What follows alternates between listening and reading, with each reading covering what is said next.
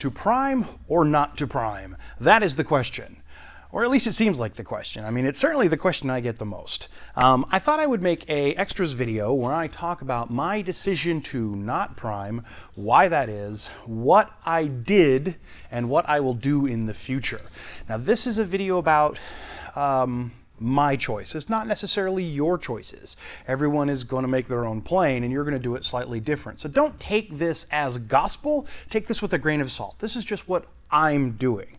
The reason I'm making this video is because I get this question, I mean, almost daily, it seems like sometimes, and I just wanted to have a definitive place where I can just point to it and say, watch this video. So here we go.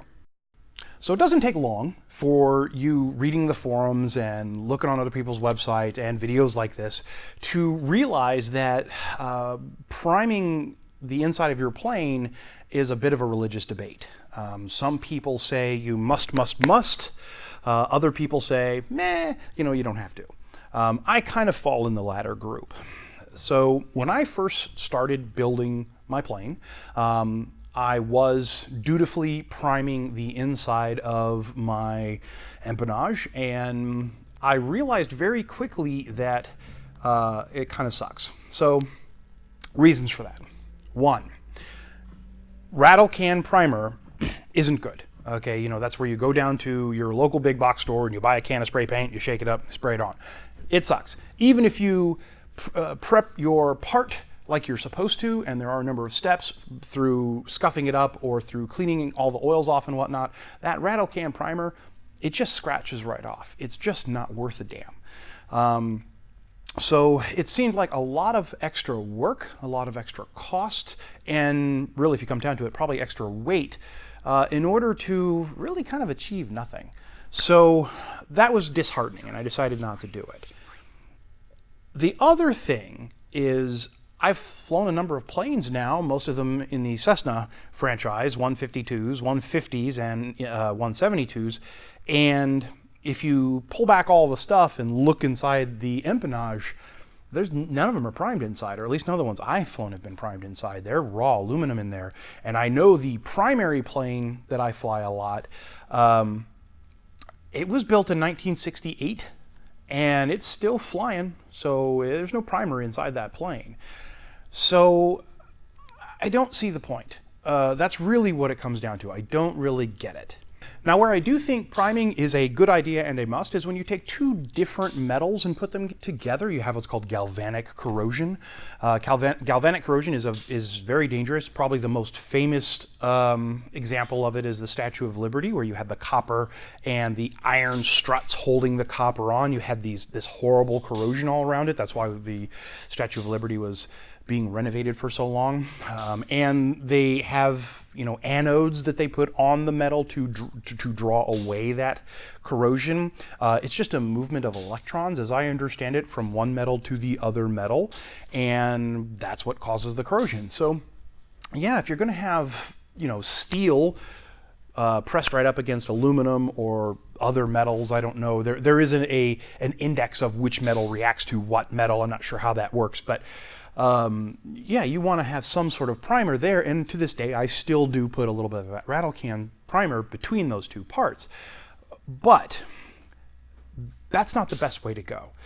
After doing a bunch of research and talking to a lot of people, some who are firmly in the prime camp, some who are not, it seems like the best primer is a stuff called AKZO. It is a two-part epoxy primer that you can't scrape off, and you've probably seen other people's planes. It's kind of yellowish.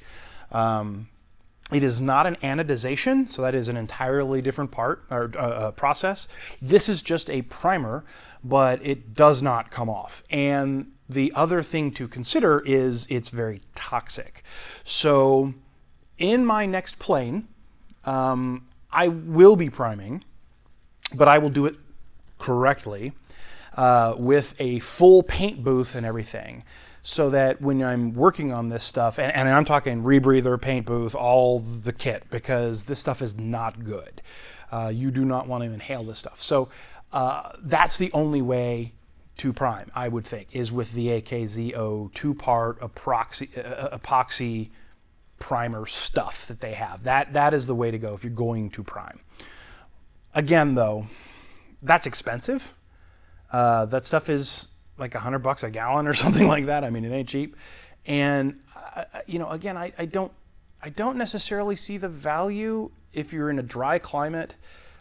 This aluminum, I mean, by the very nature of aluminum, as I understand it, there's a patina of corrosion on it all the time.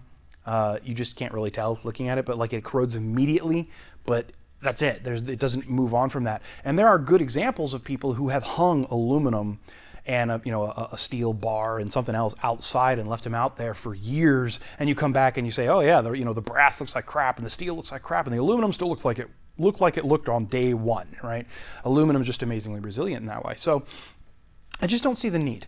So to sum up, am I priming my plane? No. Will I prime my next plane? Probably, but if I do, it will only be with the AKZO primer that a lot of friends have recommended and I have seen, and yeah, it looks good.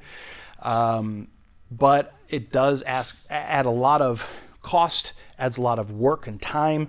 It does add weight, even though it's a very thin coat of paint. You're adding weight to your plane, and yeah, so that's it. I hope that answers this question once and for all. Like I said, I get this question a lot, and I don't know how else to answer it. Some people are offended that I don't prime. Tough, it's my plane. You can prime if you want to, but I don't feel it's necessary 100% of the time. I just don't. Again, go look at some of the other planes that are out there. Not all of them are primed. I know one of the planes I looked in, you could actually still see the writing on the aluminum of what the aluminum type is, that stuff they spray on the aluminum to say what it is. It's just not 100% necessary. So anyways, there you go.